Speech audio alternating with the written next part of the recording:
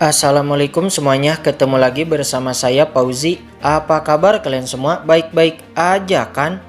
Oke lah ya, kali ini kita akan melanjutkan spoiler film donghua terbaru yang berjudul Fearless Battle Spirit. Namun sebelum mulai, kita ulas spoiler episode 63, 64, dan 65 sebelumnya terlebih dahulu. Yang mana di spoiler sebelumnya, kita telah diperlihatkan pertarungan final di Sekte Xuanling, yang pada akhirnya Ouyang Jun dan Ouyang Bak pun dimusnahkan oleh Pak Tua Gondrong yang ternyata memiliki kekuatan yang sangat hebat. Namun tiba-tiba praktisi hebat dari Tanah Suci datang, membuat Qinan pun akhirnya menampilkan tingkatan martial spirit Dewa Perang yang sebenarnya agar bisa diakui oleh para praktisi Tanah Suci itu. Lalu Pak Tua Gondrong meminta Qinan untuk menyelamatkan seseorang yang ada di lautan kematian. Kemudian setelah itu, Qinan pergi menuju ke kota Kaisaran. Dan setelah sampai di kota Kekaisaran, Qinan bertemu lagi dengan sang gadis muda kamar dagang. Baiklah, daripada kalian semua penasaran dengan kelanjutannya, kita akan segera masuk ke isi ceritanya. Namun sebelum itu, intro dulu, ya kan?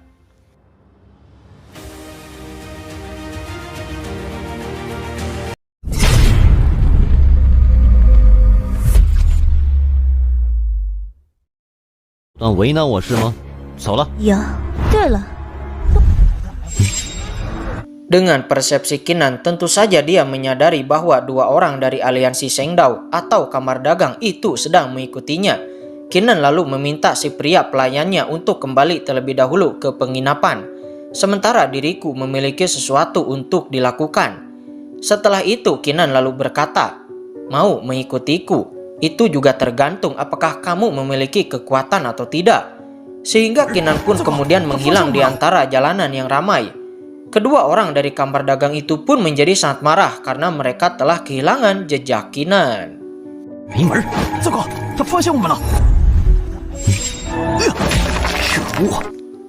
Qinan bergumam kepada dirinya sendiri, "Sepertinya aku harus memiliki sebuah cara untuk bisa terhindar dari pengintaian kamar dagang."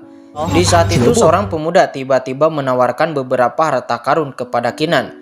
Akan tetapi Qinan kemudian dengan mata Dewa Perang dapat melihat ada tanda hitam kamar dagang yang ada di antara alis pemuda itu. Membuat Qinan pun tidak bisa menahan diri untuk bertanya, "Bagaimana kamu bisa menyembunyikan tanda hitam itu?" Namun pemuda itu beralasan bahwa, "Aku tidak tahu apa yang sedang tuan muda ini katakan." Tidak ingin basa-basi, Qinan langsung mengancam pemuda itu, "Jika tidak mengatakan rahasianya, maka aku akan mengatakannya kepada kamar dagang." Pemuda bernama Sima ini pun ketakutan. Akan tetapi dia juga terkejut karena Qinan dapat melihat tanda hitam di keningnya. Namun takut Qinan akan benar-benar melaporkannya kepada kamar dagang, dirinya pun langsung menghentikan Qinan dan lalu mengajak Qinan untuk berbicara baik-baik. Akan tetapi kemudian,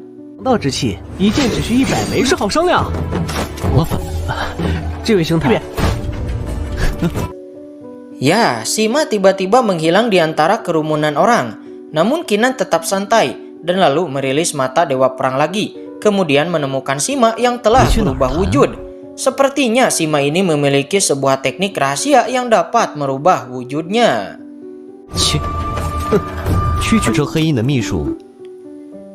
Qinan lalu berkata kepada Sima agar Sima mengajarkan dirinya teknik kuno yang dapat menyembunyikan tanda hitam dan juga dapat merubah wujud. Namun Sima tidak begitu saja memberikan tekniknya. Dia lalu berkata, "Apa untungnya bagiku jika aku mengajarkan teknikku kepadamu?" Qinan menjawab, "Aku tahu kamu memiliki kebencian kepada Liga Shengdao. Jika kamu mengajarkan teknik rahasianya kepadaku, maka kita akan bersama-sama menghancurkan aliansi Shengdao." Sima setuju, namun dia tidak memberikan tekniknya sekarang karena dia juga perlu bukti keseriusan Qinan terlebih dahulu. Yang mana Sima kemudian menjelaskan bahwa dekat dari sini ada pavilion milik aliansi Shengdao, yang mana di tempat itu ada fragmen-fragmen harta karun yang dicampur dengan fragmen-fragmen biasa untuk membingungkan orang lain. Yang mana Sima ingin agar Qinan mendapatkan fragmen-fragmen harta karun tersebut terlebih dahulu. Kemudian Qinan setuju. Segera setelah itu mereka berdua pun pergi ke pavilion tersebut. 30块王道之气的残片。叫做捡金打漏劫。13号，给我拿714号。 Setelah masuk ke dalam pavilion lantai pertama, terlihat banyak orang yang sedang berkerumun untuk memilih fragmen-fragmen yang terdiri dari harta karun. Namun Sima tidak tertarik dengan lantai 1. Segera Sima pun membawa Kinan masuk ke lantai 2. Setelah sampai di lantai 2, terlihat seorang dekan langsung mengatakan kepada Kinan bahwa karena kamu telah menyinggung gadis muda kamar dagang kami, maka Kinan di sini kamu harus membayar 10 kali lipat dari harga biasanya. Kinan lalu mengikuti pemilihan fragmen di lantai 2 ini dan lalu terlihat seorang pria tua memandu acara itu, yang mana di depannya sudah banyak fragmen-fragmen yang tersusun secara acak. Semua orang hanya perlu menentukan nomor-nomor fragmen yang tersusun dari fragmen harta karun. Tentu saja di sini dengan mata dewa perang Kinan dapat melihat fragmen-fragmen yang mana yang mengandung harta karunnya atau tidak. Sehingga Kinan pun dapat dengan mudah mendapatkan untung besar di lantai kedua. Hal itu membuat si dekan sangat marah. Namun kemudian dia mengajak Kinan untuk pergi ke lantai 3 untuk mengikuti pemilihan fragmen yang lebih sulit dari lantai 2. 10倍的价格，这就是惹鸡蛋。嘿嘿，盘片拿来，对，这儿精彩的多，自然要起开20个，看你还演。 Setelah sampai di lantai ketiga, terlihat si dekan itu memperkenalkan seorang pria muda kepada Kinan, yang mana pemuda ini bernama Pangeran Hongpeng. Dia akan menjadi lawan terberat Kinan di dalam pemilihan fragmen di lantai ketiga ini. Kemudian mereka dibawa ke suatu ruangan yang mana di ruangan tersebut ada banyak fragmen yang tergantung di udara, dengan seorang pria tua yang menjaganya. Pangeran Hongpeng pun mengajak Kinan untuk bertaruh di dalam pemilihan fragmen ini, yang mana jika dirinya yang menang maka Kinan harus membayarnya dengan 1000 yuan. Namun jika Kinan yang kalah, sesuai aturan Kinan harus memberikan 10 kali lipat dari harga awal, yaitu membayarku senilai 10.000 yuan. Kinan setuju, namun Kinan menaikkan nilai taruhan, yang mana jika dirinya menang maka Pangeran Hongpeng akan membayar 100.000. Akan tetapi jika aku yang kalah, maka aku akan membayar 1 juta. Pangeran Hongpeng pun setuju dan lalu dengan menggunakan sebuah teknik mata, dirinya menjadi orang pertama yang memilih fragmen-fragmen tersebut. Setelah Pangeran Hongpeng selesai memilih, giliran Kinan yang juga memilih fragmen-fragmennya. 如何？我选8号，32。这3块残片的就怕你赔不起。10号，20。 Singkat cerita, Kinan pun memenangkan permainannya. Akan tetapi Pangeran Hongpeng dan Liga Sengu tidak ingin memberikan pertaruhannya dan juga hartanya. Namun Kinan yang telah mengetahui hal itu pun dan juga telah melakukan antisipasi pun langsung saja meremas sebuah harta, sehingga kemudian dua praktisi muncul di sana. Diketahui kedua pria ini, yang satu adalah penguasa kota kekaisaran yang bernama Kaisar Jiang, dan yang satunya lagi adalah pria tua yang dipanggil Guru Liu Er. 的人是你，没想到，价值多少？岂不是必输无疑？韩寒， Akhirnya dengan kedatangan Kaisar Jiang yang sedikit pro kepada kebenaran, akhirnya Kinan pun menyelesaikan masalah tersebut dan mendapatkan harta yang seharusnya dirinya dapatkan. Akan tetapi Guru Liu Er nampak menginginkan harta milik Kinan, sehingga terjadi ketegangan antara Kinan dan Guru Liu Er. Namun pada akhirnya ketegangan pun tidak berakhir dengan baku hantam, karena di kota kekaisaran tidak boleh mengeluarkan kekuatan. Guru Liu Er pun hanya bisa mengalah, akan tetapi sepertinya dia memiliki dendam kepada Kinan. Kemudian setelah itu terlihat Kaisar Jiang yang memberikan sebuah token kepada Kinan, yang mana Kinan dengan token itu dapat memasuki ujian seleksi menjadi murid 2 tempat suci. Kinan berterima kasih kepada Kaisar Jiang. Lalu Kaisar Jiang berkata, "Aku sangat menantikan penampilanmu di kompetisi pemilihan murid nanti." Sebelum kemudian Kaisar Jiang pun pergi dari sana. 为你抹消3黑印，出招吧！里没有任何问题。 身上只有2000枚入围之石。 Kinan lalu menagih hasil taruhan kepada Pangeran Hongpeng. Namun Pangeran Hongpeng hanya memiliki 2000 pil dan sisanya dia akan membayarnya nanti. Kinan setuju. Setelah itu Kinan dan Sima pun pergi dari sana. Setelah sampai di tempat aman, Sima lalu memberi Kinan teknik rahasia perubahan wujud atau disebut juga teknik rahasia transformasi kepada Kinan. Dan lalu setelah mendapatkan harta bagiannya, Sima pun segera pergi dari sana. Sementara Kinan kembali ke penginapannya untuk melihat semua harta yang sebelumnya dia dapatkan. 这院子送你了，我先走获。得了这个宝物，此物的气息。 Kinan menghitung semua harta yang dia dapatkan sebelumnya, termasuk banyak pil obat dan juga sebuah harta yang nampak berbentuk piring, dan juga beberapa harta langka lainnya, dan juga sebuah kekuatan langka yang disebut Ki Chaos atau disebut juga energi kekacauan. Yang mana energi kekacauan ini dapat digunakan untuk menyempurnakan harta dari beberapa 这块 fragmen. 残片怎么卖？ Beberapa saat kemudian, Kinan membeli banyak fragmen dari seorang penjual dengan harga yang sangat murah. Dan lalu dengan energi kekacauan, Kinan menyempurnakan fragmen-fragmen itu menjadi banyak harta. Membuat Kinan sangat senang karena dia berhasil mendapatkan banyak uang. 再去买新的。欢迎下次再来。三件帝皇之气，哎，还搞了块匾，去伤到蒙那群王八蛋开战。 Kinan lalu menemui Putri Miao Miao dan Yao Zhong yang sebelumnya dia perintahkan untuk datang ke pelelangan. Namun begitu sampai, Yao Zhong dan Putri Miao Miao nampak sangat kesal karena mereka berdua yang dianggap sebagai bawahan Kinan tidak diperbolehkan masuk ke pelelangan. Itu dikarenakan Kinan telah menyinggung sang gadis kamar dagang. Namun Kinan mengatakan untuk jangan khawatir karena aku memiliki sebuah rencana. Sebelum kemudian Kinan memerintahkan pelayannya itu untuk membeli 3 kursi VIP di rumah lelang. Kinan lalu mulai menjalankan rencananya, yang mana dia mulai memberikan teknik seni transformasi perubahan bentuk kepada Putri Miao Miao dan Yao Zhong. Kemudian mereka bertiga pun mempelajari teknik tersebut sebelum kemudian berhasil menguasai teknik itu. Dan lalu mereka bertiga dapat merubah wujud mereka menjadi sangat jauh berbeda. Dan tidak akan ada yang dapat mengenali identitas mereka. 不像。还好我有战神体。你好慢啊！这么简单的功法，妙妙公主，怎么了，战神体？你好慢啊！速带我去。这几样法话也属正常，况且这 Kinan lalu pergi menemui orang-orang dari rumah lelang. Dan lalu Kinan ingin menjual hartanya untuk dilelang. Namun ternyata Guru Liu Er yang merupakan pemilik rumah lelang ini.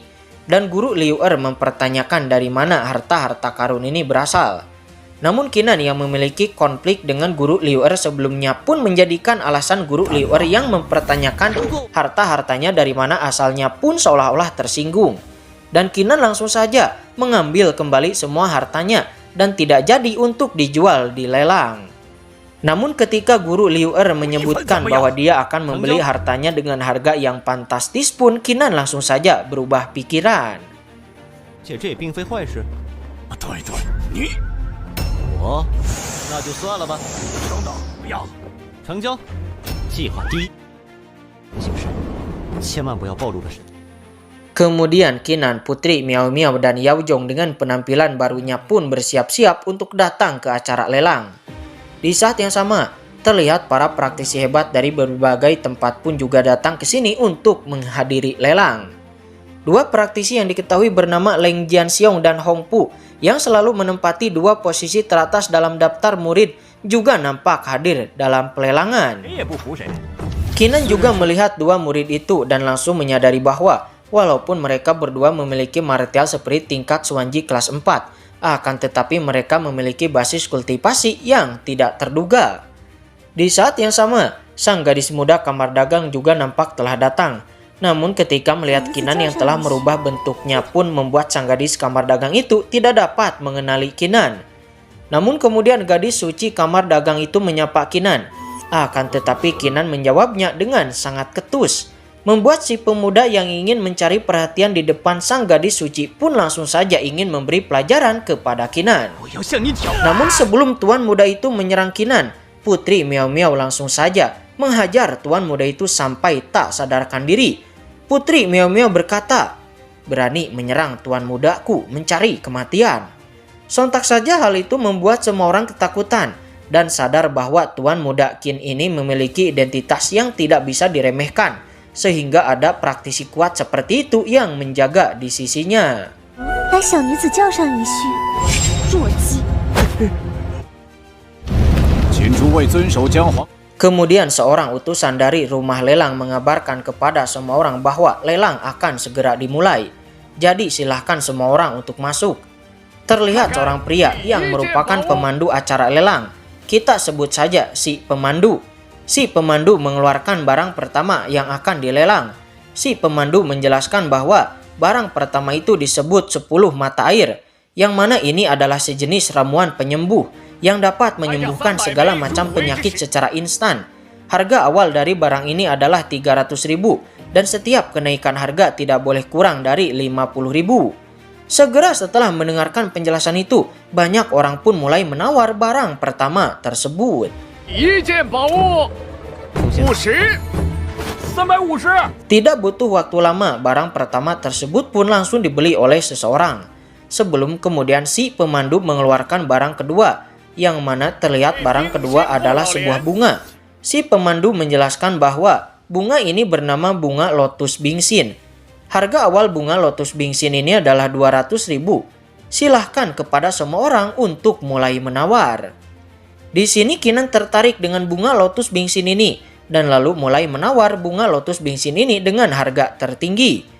Sehingga bunga lotus itu pun pada akhirnya jatuh ke tangan Qinan.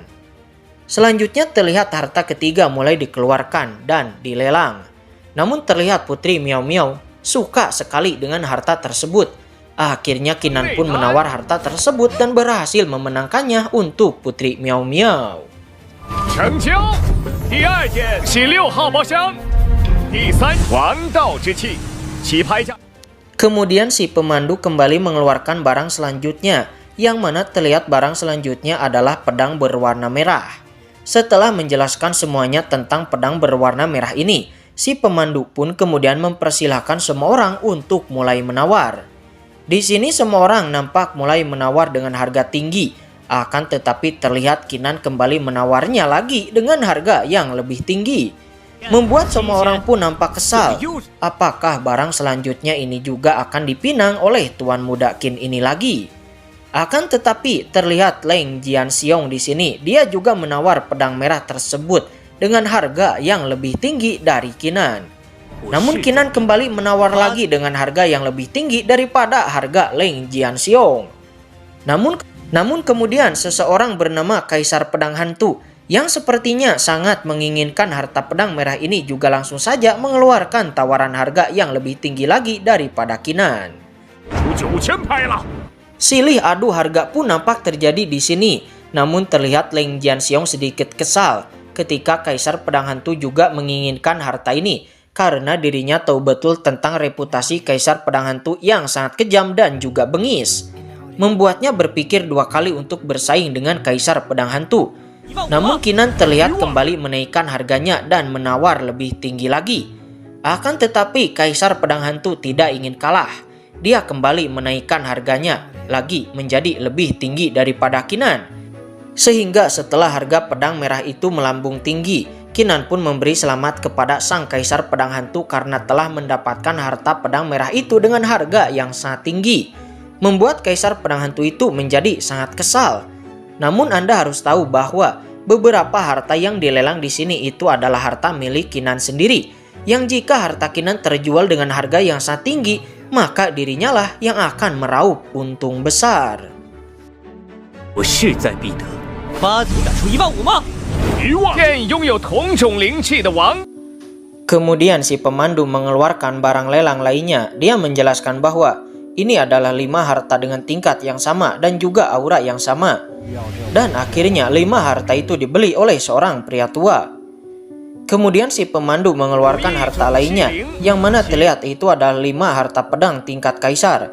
Segera terlihat seorang pria yang langsung menawar dengan harga tinggi. Dia mengatakan bahwa, "Aku Tuan Pang menginginkan harta ini, jadi tolong orang lainnya untuk memberikan wajah, dan jangan bersaing denganku." Hal itu membuat orang-orang lainnya tidak ingin bersaing dengan orang bernama Tuan Pang ini. Akan tetapi jelas, Qinan tidak akan membiarkannya begitu saja. dirinya tidak takut dengan ancaman Tuan Pang, dan Kinan langsung saja menawar dengan harga yang lebih tinggi. Alhasil terjadilah pertarungan harga antara Kinan dan Tuan Pang. Namun pada akhirnya, setelah Kinan menaikkan harga harta itu sampai ke titik 1 juta lebih, akhirnya Kinan pun menyerah dan berkata, "Karena Tuan Pang sangat menginginkan harta itu, maka aku akan memberikannya."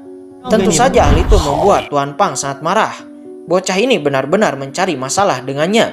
Bocah ini hanya ingin dirinya kehilangan banyak uang. Saking marahnya, dirinya meremas sebuah cangkir sampai hancur. Namun Kinan tentu saja sangat senang, karena harta pedang itu adalah harta miliknya. Sehingga semakin mahal terjual barang itu, maka akan semakin kaya dirinya. 有一种器灵，赚的就越多。我出50万，到我，否则，各位息怒。 Akhirnya acara lelang telah berakhir. Kemudian Guru Liu langsung mengumumkan kepada semua orang bahwa lelang telah berakhir, dan untuk merayakan harga transaksi yang telah mencapai rekor di lelang kali ini, kami secara khusus mengadakan pesta minum-minum. Siapapun yang mengeluarkan 4.000 pil dapat berpartisipasi di dalam pesta ini. Kemudian Guru Liu mendatangi kelompok Kinan dan yang lainnya, seraya menjelaskan hasil pembagian dari hasil penjualan harta karun milik Kinan. Kinan lalu mengambil keuntungannya yang hampir menyentuh jutaan pil. Kinan berkata, "Oke, lain kali mari kita bekerja sama lagi jika ada kesempatan." Setelah itu Kinan pamit pergi. Namun di sini terlihat gadis muda kamar dagang mengajak Kinan untuk berpesta di pesta minum-minum bersama dirinya. Akan tetapi jelas Kinan menolaknya sebelum kemudian pergi begitu saja. 祭拍的分成都准备好了，先走一步。 Setelah sampai di tempat yang aman, Kinan, Putri Miao Miao, dan Yao Zhong kembali ke bentuk aslinya. Kemudian mereka bertiga tertawa terbahak-bahak karena mereka sangat senang. Rencana mereka 100% berjalan dengan sangat lancar, bahkan lebih dari yang diharapkan. Namun terlihat Kinan sepertinya masih memiliki sebuah rencana untuk membuat semua orang itu rugi besar.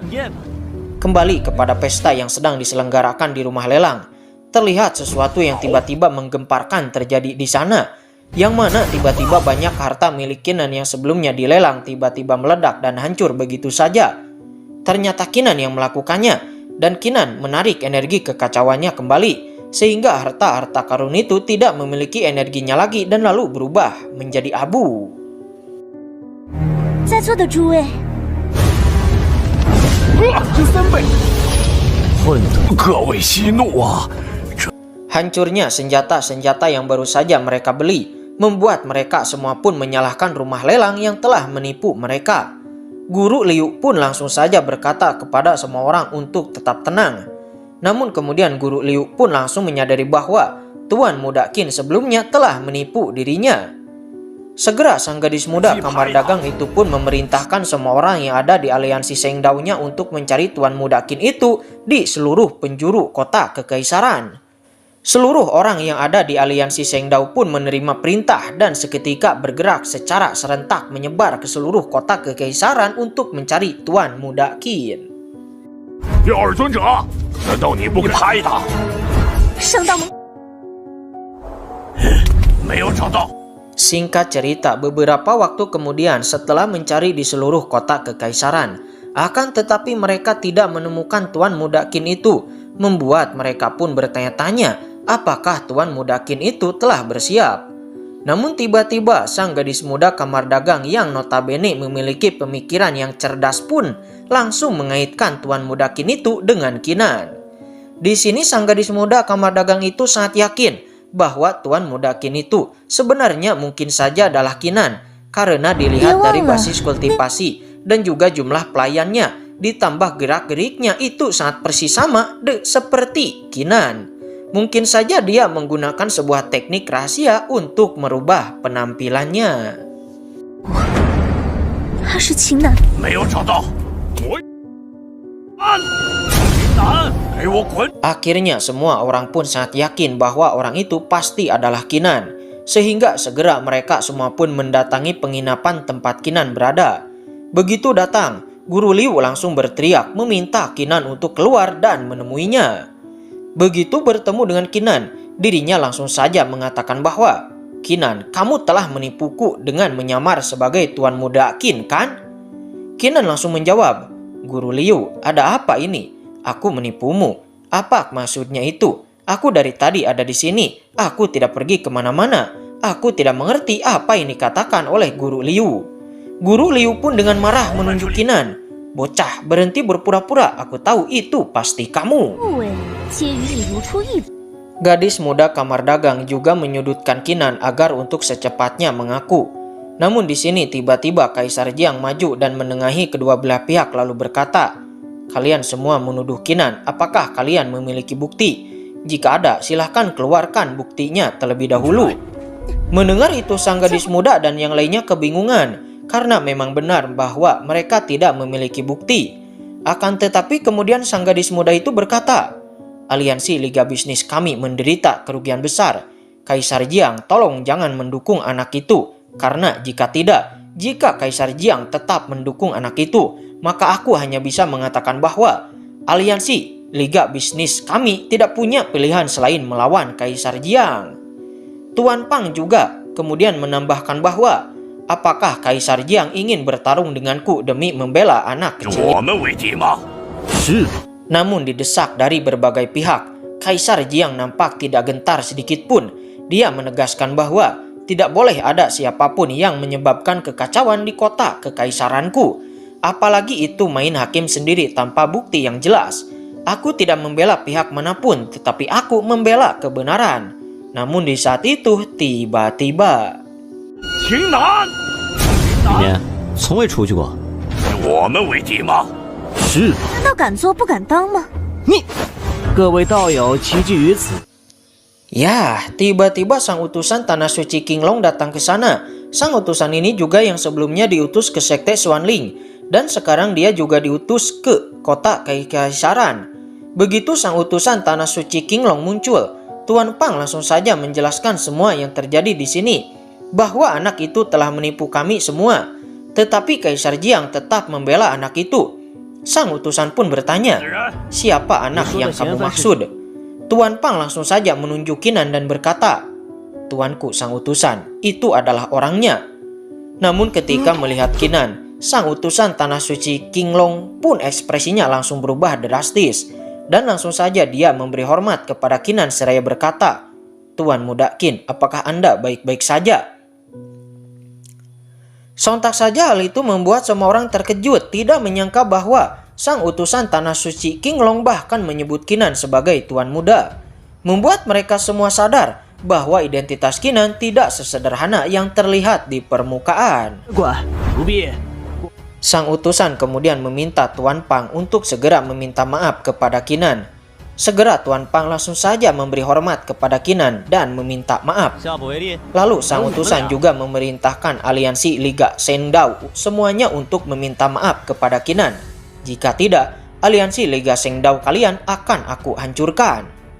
Alhasil mereka semua pun termasuk sang gadis muda kamar dagang memberi hormat kepada Qinan dan meminta 我 maaf. 们马上为你。 Qinan lalu melambaikan tangannya dan tidak memperpanjang masalah itu.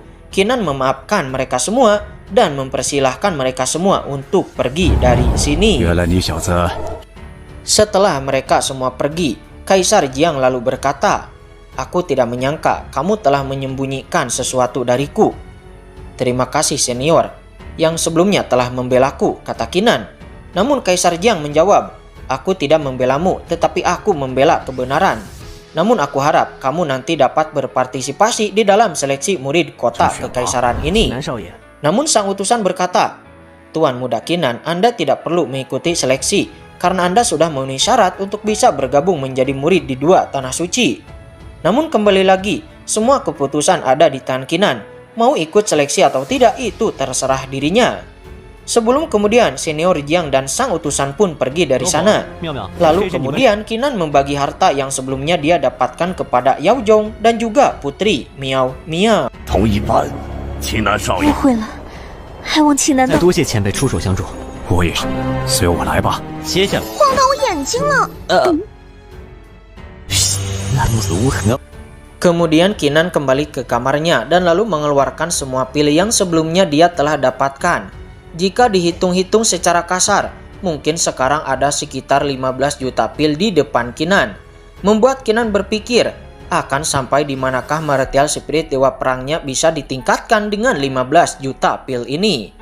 Segera Qinan pun mulai menelan semua pil tersebut. Akan tetapi setelah jutaan pil ditelan, tetap saja martial spirit dewa perang belum ada reaksi apapun. 8品，开干！异象，战神之魂玄机10品。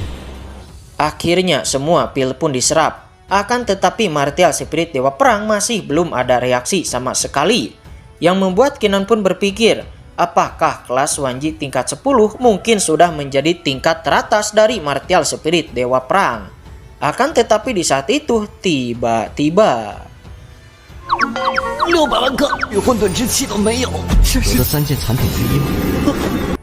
Ya, tiba-tiba harta karun berbentuk piring kaca yang sebelumnya Qinan dapatkan mengeluarkan cahaya yang sangat menyilaukan. Disertai dengan sebuah suara yang terdengar dari harta karun tersebut.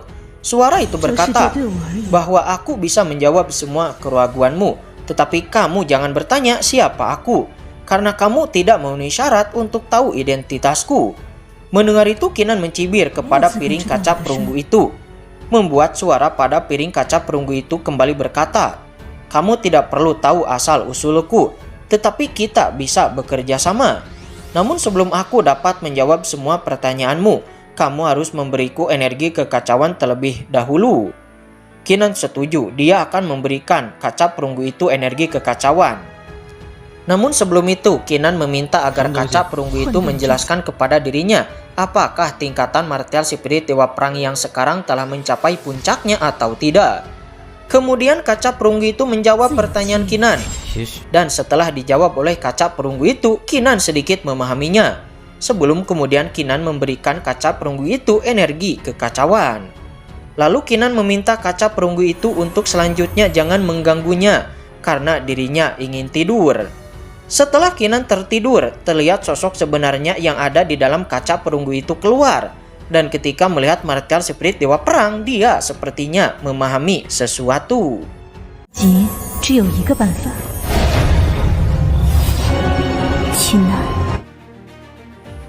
Beberapa waktu kemudian Qinan berkultivasi guna meningkatkan ranahnya. Dan lalu cermin perunggu itu memberi saran kepada Qinan untuk mencoba mengintegrasikan energi kekacauan ke dalam bola ramuan batin empedumu.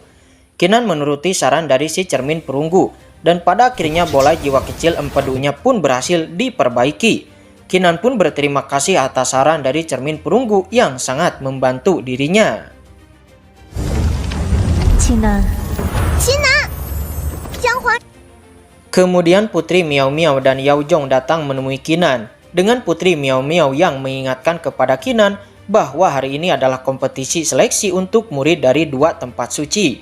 Namun Qinan cukup terkejut ketika melihat kultivasi Putri Miao Miao yang telah meningkat lagi. Putri Miao Miao menjawab, tentu saja aku menerobos karena aku bukanlah orang tidak berguna seperti Yao Zhong. Setelah itu Qinan lalu berangkat ke tempat kompetisi seleksi akan diselenggarakan. 走，还有几人修为？ Qinan kemudian sampai di tempat kompetisi seleksi diselenggarakan dan langsung merasakan beberapa peserta yang memiliki kekuatan cukup hebat. Lalu Kaisar Jiang muncul di langit. Kaisar Jiang lalu menjelaskan bahwa ada 3 tingkatan di dalam kompetisi seleksi ini. Yang pertama adalah penilaian kekuatan, yang kedua adalah penilaian martial spirit, dan yang ketiga adalah penilaian kekuatan aura pedang. Segera setelah menjelaskan semuanya, Kaisar Jiang langsung mengumumkan bahwa kompetisi dapat dimulai dari sekarang.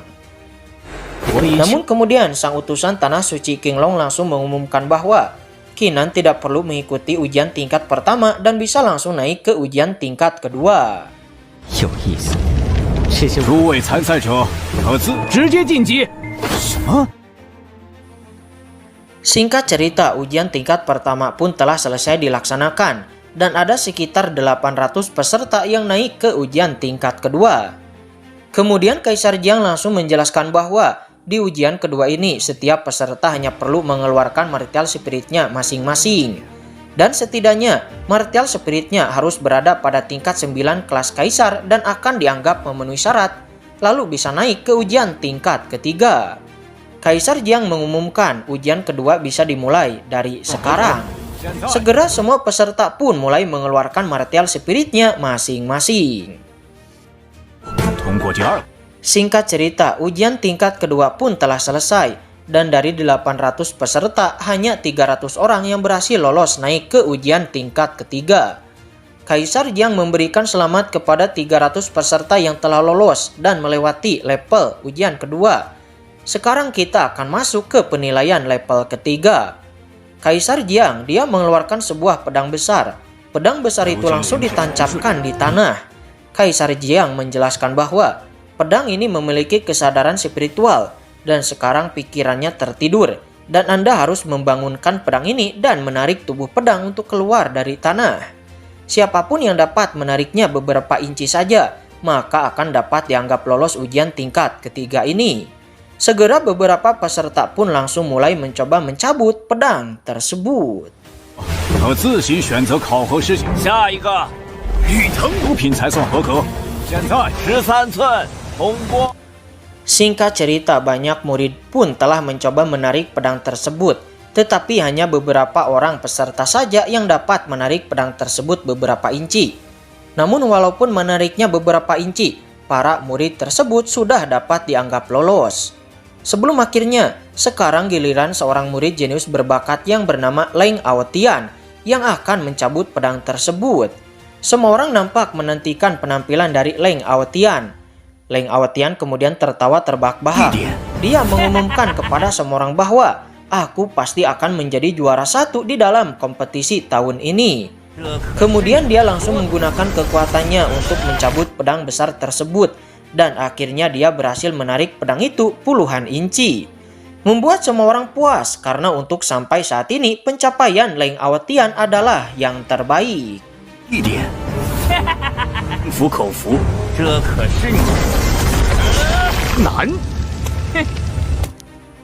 Akhirnya sekarang tibalah giliran Qinan yang akan mencoba mencabut pedang tersebut. Terlihat Leng Aotian mencibir kepada Qinan bahwa apapun yang terjadi, aku pasti akan tetap menjadi yang pertama pada kompetisi ini. Namun kemudian harapan Leng Aotian harus kandas, karena ketika Qinan memegang pedang tersebut, inilah yang terjadi.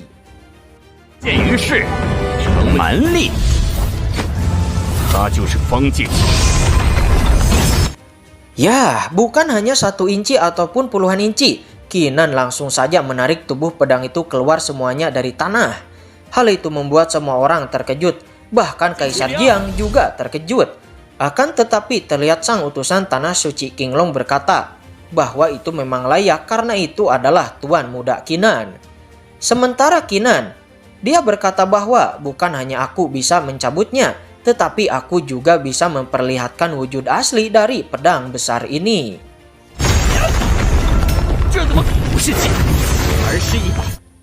Ya, penampilan sebenarnya dari pedang besar itu ternyata adalah pedang kecil. Segera setelah itu Kaisar Jiang pun mengumumkan bahwa juara pertama pada kompetisi ini itu adalah Qinan. Sementara Leng Aotian dia nampak menangis karena tidak menjadi juara pertama. Kaisar Jiang kemudian memberikan selamat kepada kalian semua yang telah lulus dalam kompetisi ujian seleksi murid ini. Dan bagi yang telah lulus, kalian akan menunggu waktu 1 hari penuh. Dan setelah itu kita akan berangkat ke Tanah Suci Qinglong untuk mengikuti ujian terakhir. Setelah semua peserta bubar, terlihat Qinan dan Kaisar Jiang bertemu di suatu tempat. Dengan Kaisar Jiang yang nampak mengeluarkan pedang sebelumnya dan berkata, pedang ini ditakdirkan untukmu, maka aku akan memberikannya kepadamu sebagai hadiah. Namun di sini Qinan menolaknya dengan halus. Dia mengatakan bahwa, maaf Kaisar Jiang, aku tidak bisa menerimanya karena pedang ini tidak cocok untukku. Melihat itu, membuat Putri Miao Miao dan Yao Zhong nampak memiliki wajah yang sangat jelek. Karena sebenarnya walaupun pedang itu tidak cocok bagi Qinan, tetapi jika pedang itu dijual maka mereka akan mendapatkan banyak uang. Tetapi sayang Qinan ini malah menolaknya.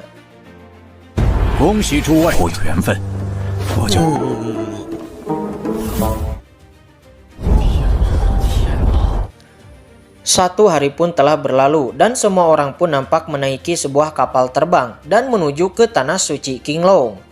Singkat cerita, mereka semua pun telah tiba di luar tanah suci Qinglong dengan sang utusan tanah suci Qinglong yang mengatakan bahwa semuanya ini adalah tempat penilaian terakhir. Bukan hanya para murid yang lolos dari kota kekaisaran, tetapi para calon murid yang lolos dari kota lainnya juga datang ke sini untuk melakukan ujian terakhir. Namun sebenarnya, selain tanah suci Qinglong, juga ada para utusan dari tanah suci Peiyang yang juga akan bersaing dengan tanah suci Qinglong dalam merekrut para murid-murid jenius.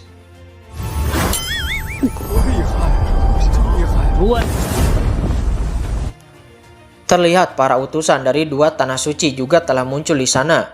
Sementara terlihat sang gadis muda kamar dagang menyapa Qinan, yang mana sang gadis muda kamar dagang juga adalah salah satu murid berbakat yang akan berpartisipasi di dalam ujian terakhir ini.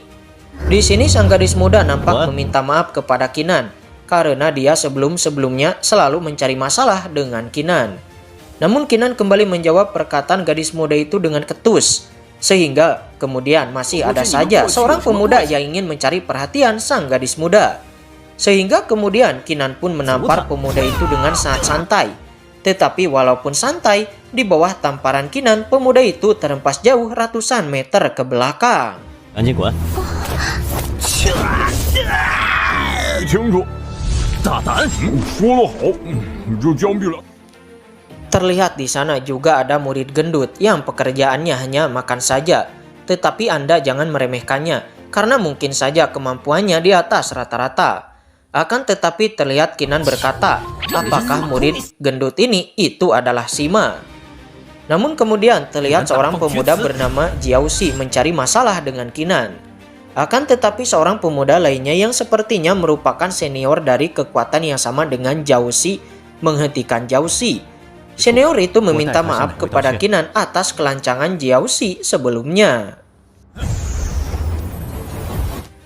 Segera setelah itu babak putaran pertama pun dilangsungkan.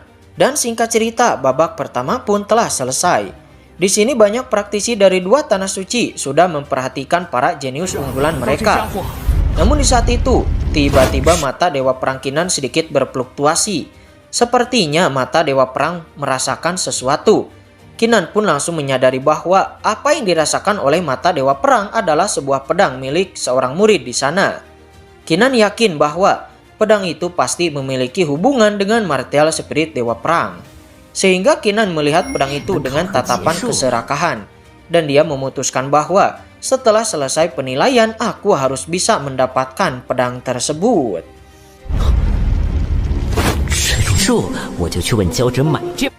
Kemudian sang utusan dari tanah suci Qinglong menjelaskan bahwa babak putaran selanjutnya ini disebut penilaian Wendaoyu. Yang mana di penilaian ini kalian hanya perlu menarik ikan spiritual sebanyak-banyaknya. Sang utusan meminta Tuan Duan Peng untuk melepaskan semua ikan spiritualnya. Ketika ikan spiritual itu semuanya muncul, Qinan langsung merasakan sepertinya ikan-ikan spiritual itu sedang menatapnya seperti seolah-olah menatap sebuah mangsa. Sementara para utusan dari tanah suci Qinglong dan juga tanah suci Peiyang, mereka nampak sedang berebut para jenius murid berbakat yang sudah mereka perhatikan. 本轮名为问道于都在看我呢。该死！ Sementara di lain sisi, terlihat 2 utusan dari tanah suci Peiyang dan tanah suci Qinglong yang sebelumnya datang ke sekte Xuanling sedang dalam perjalanan menuju ke tempat kompetisi. Mereka berdua berasal dari 2 tanah suci yang berbeda. Yang satu dari tanah suci Peiyang dan yang satu dari tanah suci Qinglong. Sehingga perjalanan mereka berdua sedikit berkonflik bahwa Qinan lebih cocok bergabung dengan tanah sucinya masing-masing.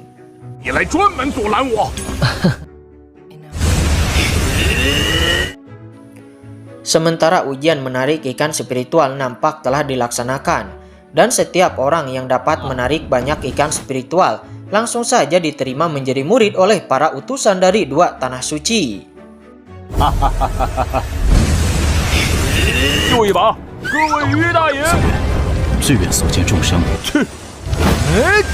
Singkat cerita, banyak peserta yang telah melakukan ujiannya masing-masing dan mereka telah naik. lalu telah menarik banyak ikan spiritual. Hingga akhirnya sekarang tibalah giliran sang gadis muda dari kamar dagang. Namun sebelum memulai ujiannya, sang gadis muda kamar dagang itu mendatangi Kinan. Gadis muda itu menatap Kinan dari dekat, sehingga membuat Kinan malu dan terhempas ke belakang. Di sini si gadis muda menantang Kinan untuk bertaruh dengan dirinya, yang mana jika dirinya bisa memenangkan kompetisi ini, saya harap saudara Kinan akan memberi saya rahasia Papilun Yuan. Namun jika saya kalah, maka Tuan Muda Kinan bisa bebas meminta apapun yang Tuan Muda Kinan inginkan dari saya. Kinan setuju, tetapi dengan syarat, jika si gadis muda ingin bertaruh denganku, maka si gadis muda harus bertaruh dulu dengan si pria itu. Ya, si pria yang dimaksud Kinan itu adalah senior sebelumnya yang ternyata dia memiliki pedang yang diinginkan oleh Kinan. Sehingga si pria itu yang bernama Zhao-Ji tertarik dengan umpannya. Dan dia langsung saja bersedia bertaruh. Dan jika sampai sang gadis muda dapat melampaui ikan spiritual yang ditarik olehnya sebelumnya, maka aku akan memberikan pedang kuno milikku ini kepada sang gadis muda. Si gadis muda setuju dengan pertaruhan itu. Dirinya pun langsung naik ke atas ikan spiritual dan lalu inilah yang terjadi. 那我要他手上亲手奉上。一起辗转红尘。 Ya, si gadis muda itu menarik ikan yang sangat banyak, yang jumlah ikan yang berhasil ditarik oleh dirinya melebihi Zhao-Ji, sehingga pada akhirnya Zhao-Ji pun memberikan pedangnya kepada si gadis muda karena dia telah kalah bertaruh. Sementara para utusan dari Tanah Suci Peiyang nampak sangat senang karena sang gadis muda itu adalah jenius yang mereka telah pilih untuk direkrut ke Tanah Suci-nya. Namun terlihat para utusan dari Tanah Suci Qinglong sedikit menghela napas dalam karena mereka melepaskan kejeniusan seperti itu hanya demi Kinan. Tentu saja itu juga berkat petunjuk dari senior mereka, yang ternyata senior mereka itu adalah orang yang sebelumnya datang ke sekte Xuanling dan sudah tahu akan kehebatan Kinan. Jadi dirinya tetap kekeh terus memegang nama Kinan dari awal sampai akhir. Sementara jenius lainnya dirinya abaikan. Namun para utusan lain dari Tanah Suci Qinglong yang tidak mengetahuinya nampak sangat kesal. 既然答应了，请放心，等青南。 Si gadis muda berkata kepada Zhao-Ji, jika aku telah memenangkan pertaruhan dengan Kinan, aku pasti akan mengembalikan pedang ini kepadamu. Tetapi Zhao-Ji menolaknya, karena aku telah kalah taruhan maka pedang ini sepenuhnya menjadi milikmu. Kemudian si gadis muda pun mempersilahkan Kinan, saudara muda Qin, sekarang giliranmu. Kinan paham, dia langsung berjalan selangkah demi selangkah ke depan. Namun Kinan selalu merasa waspada di dalam hatinya, karena dirinya merasa bahwa ikan-ikan spiritual ini selalu menatapnya. Melihat keraguan-raguan Kinan, membuat semua orang nampak meremehkan Kinan, dan bahkan sang gadis muda juga berpikir bahwa dia pasti akan menang taruhan. Dan di saat aku mendapatkan rahasia Papilun Yuan itu, aku bisa terbang melampaui langit. Dan setelah itu, Kinan, aku akan membuat hidupmu lebih buruk daripada kematian. 这回要是引来要跟问道鱼开战吗？我要你生不如死！风珠也来了，大哥。 Kemudian dua praktisi yang sebelumnya datang ke sekte Xuanling yang sebelumnya berada di perjalanan saat ini telah sampai ke tempat kompetisi. Karena si praktisi ini berasal dari Tanah Suci Peiyang, kita panggil saja dia Tuan Pei. Namun begitu sampai, Tuan Pei langsung saja memarahi para utusan dari Tanah Suci Peiyangnya karena mereka malah memegang gadis muda kamar dagang itu dibandingkan dengan Kinan. Akan tetapi Tuan Pei tetap menegaskan bahwa apapun yang terjadi, Kinan harus menjadi murid Tanah Suci Peiyangku. Praktisi dari Tanah Suci Qinglong yang bernama tetap tidak akan memberikan Kinan kepada Tanah Suci Peiyang. Sehingga terjadilah perdebatan besar antara kedua Tanah Suci tersebut. Sementara Kinan saat ini sudah memulai tesnya dan tiba-tiba...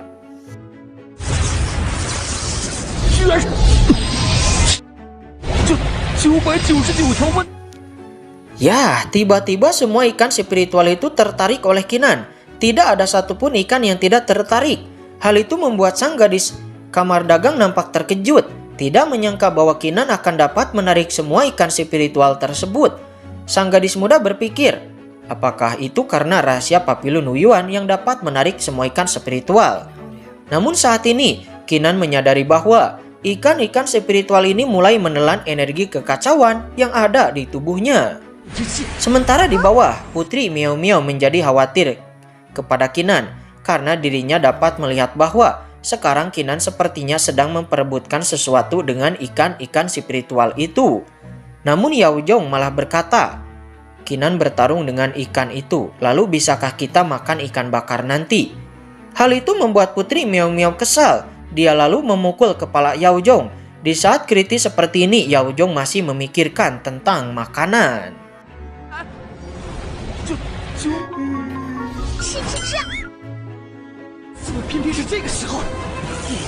Pada saat ini Qinan menjadi sangat marah karena energi kekacauan miliknya terus-menerus diserap oleh ikan-ikan spiritual ini. Sehingga Qinan pun mulai bertarung melawan ikan-ikan spiritual ini. Akan tetapi di saat itu, bola hati empedu milik Qinan yang sebelumnya telah diperbaiki pun sepertinya aktif pada saat ini. Dan Qinan sepertinya sudah dapat menerobos dan akan melewati kesengsaraan guntur lagi. Alhasil Qinan tidak punya waktu untuk berebut energi kekacauan dengan ikan spiritual ini. Karena sekarang Qinan harus menyelesaikan kesengsaraan gunturnya terlebih dahulu. Oke guys, spoilernya udah bersambung. Gimana, seru gak tuh? Lanjut gak nih? Tapi Mimin ingatkan bahwa ini adalah spoiler yang mana film aslinya belum rilis. Namun untuk jalan cerita, Mimin yakin 90% akan sama dengan filmnya yang nanti rilis. Namun mungkin ya beberapa adegan akan sedikit diubah sih guys, tapi gak ngaruh. Namun untuk kesesuaian episode, sepertinya akan sedikit melenceng karena jalan cerita versi filmnya cukup lambat dibanding spoilernya. Jadi kalau kalian ingin lanjut spoilernya, silahkan komen guys. Oke, mungkin itu aja. Mimin pamit. Wassalamualaikum warahmatullahi wabarakatuh.